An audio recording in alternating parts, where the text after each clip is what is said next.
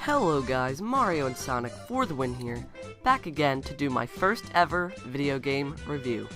In order to start a highly anticipated series of video game reviews, I figured there was no better way than to review none other than Super Mario 3D Land for the Nintendo 3DS. The newest rendition of Mario's typically wacky adventures in the Mushroom Kingdom jumped to the 3DS in his first true appearance on the system. This time we're not talking kart racers, but an actual established Mario platformer. This entry in the series combines gameplay elements of modern 3D platformers like Super Mario Galaxy with the classic side-scrolling gameplay of Super Mario Bros. 3. It is perhaps this dynamic that makes the experience of Super Mario 3D Land such a compelling and unforgettable one. As far as story goes, there's nothing out of the ordinary here. Bowser steals the princess, and Mario must save her. But this formula has been working for well over 25 years, so why change?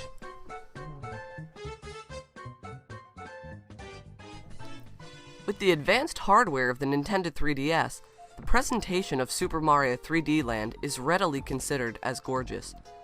Light and particle effects are manipulated in a way closely resembling visuals of the Wii. Taking full advantage of the 3D gimmick, this game appears with a freshly augmented sense of depth, a sensory phenomenon that enhances gameplay for this title seamlessly. But if 3D isn't your preference, the game is equally as stunning with this effect turned off. The environments in Super Mario 3D Land are remarkably diverse, ranging from the quirky grass meadows to radiant undersea endeavors, to the ever-spooky Boo's Mansion, and of course, many, many more. These environments refresh and reward the player, preventing redundancy. The power-ups attainable in this entry maintain the fun and silly nature of the Mario series.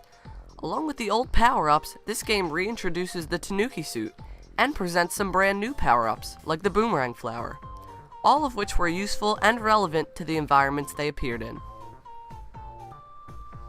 Similar to the new Super Mario Bros. Series, the core collectibles of this title are star medals. While some are exposed to their entirety, some remain hidden, just a leap of faith away. While normally not a requirement, it is a necessity that the player collects some in order to access some of the final levels.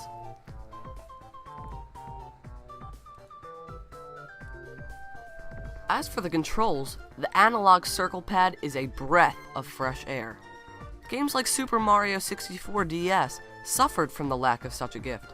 With only the D-pad, movements in that title felt clunky and unresponsive. Here, the player assumes all responsibility for his or her actions with fully responsive and comfortable controls. Now, the game is excessively easy, appealing to kids of this generation. However, this is not all bad.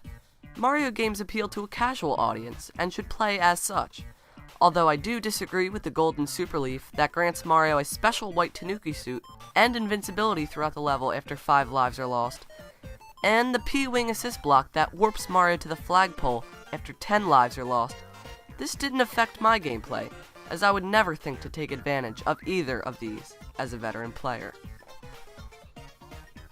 As easy as Super Mario 3D Land is, the later levels do pick up in difficulty quite dramatically, along with the inclusion of the special worlds after the main quest is complete, providing length, new levels, and a more difficult experience. And a personal favorite of mine becomes available after certain requirements are met, the ability to play as Luigi.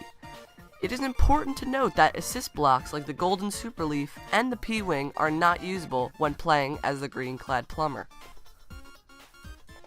All in all, Super Mario 3D Land's enjoyable and addictive nature call for a game that is entertaining to the core, sure to bring laughter and smiles to all those graced with a chance to play it. Be sure not to miss Super Mario 3D Land, a must-have title.